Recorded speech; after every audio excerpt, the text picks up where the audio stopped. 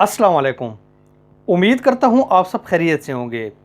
मैं हूँ HM ज़करिया और आप देख रहे हैं अपना YouTube चैनल इंफॉर्मेशन पॉइंट। इस YouTube चैनल को सब्सक्राइब कीजिए, लाइक कीजिए, शेयर कीजिए, इसे अपने कैरियर का हिस्सा बना लीजिए। ये हमेशा आपको बताता रहेगा कि मेहनत क्या होती है और हम मेहनत कैसे कर सकते हैं और मेहनत करके हम कामयाब कैसे हो सकते हैं। इकबाल अहमद इंडिया के एक छोटे से गांव में पैदा हुए। वालिद ज़मीन के झगड़े में उनके सामने कत्ल कर दिए गए। 1947 में अपने भाई के साथ बिहार से पैदल चले और लाहौर पहुंचे। FC कॉलेज में दाखिला लिया, इकोनॉमिक्स में डिग्री ली और स्कॉलरशिप पर कैलिफोर्निया अमेरिका के कॉलेज में दाखिल हो गए। पॉलिटिकल साइंस और मिडल ईस्ट हिस्ट्री पढ़ना शुरू कर दी। इब्ने खुल्दून की मोहब्बत में गिरफ्तार हुए और ख़ुद को मिडल ईस्ट और शुमाली अफ्रीका की तारीख़ के लिए वक्फ कर दिया। बड़े बड़े मुफक्किर इनसे मुतासर हो गए। ज़िंदगी की सख्तियों और आलमी दानिश्वरों की सोबत ने उन्हें जंग का दुश्मन और आलमी निज़ाम मईशत का मुखालिफ बना दिया। ये खुलकर कम्युनिज़म का प्रचार भी करने लगे।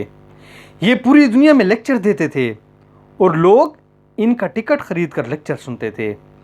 बड़े बड़े दानिश्वर इनसे मुतासर थे।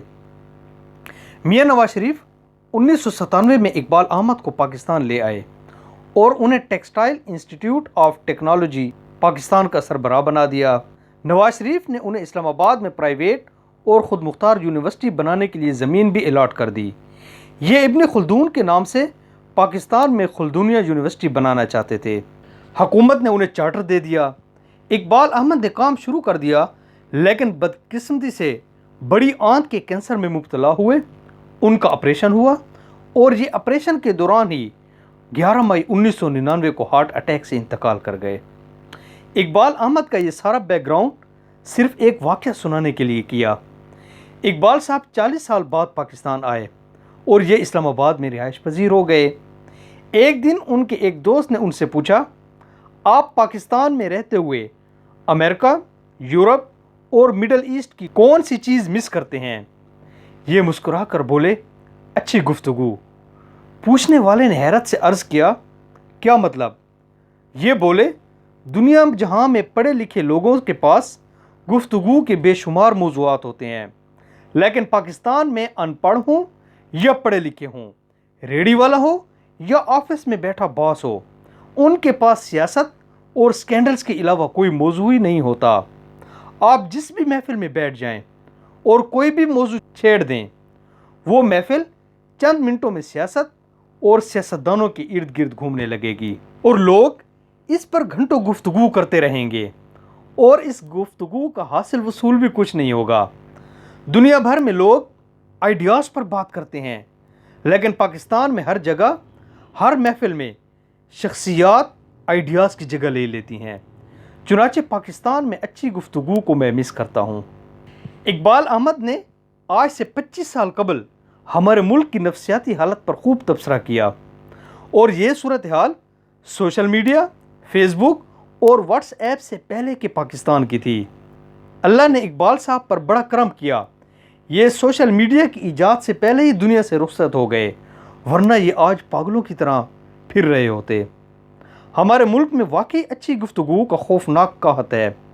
आप मुल्क के किसी भी हिस्से में चले जाएं, किसी फोरम, किसी ग्रुप का हिस्सा बन जाएं, आपको सियासी अफवाहों, सियासी लतीफ़ों और सियासी गपशप के अलावा कुछ नहीं मिलेगा।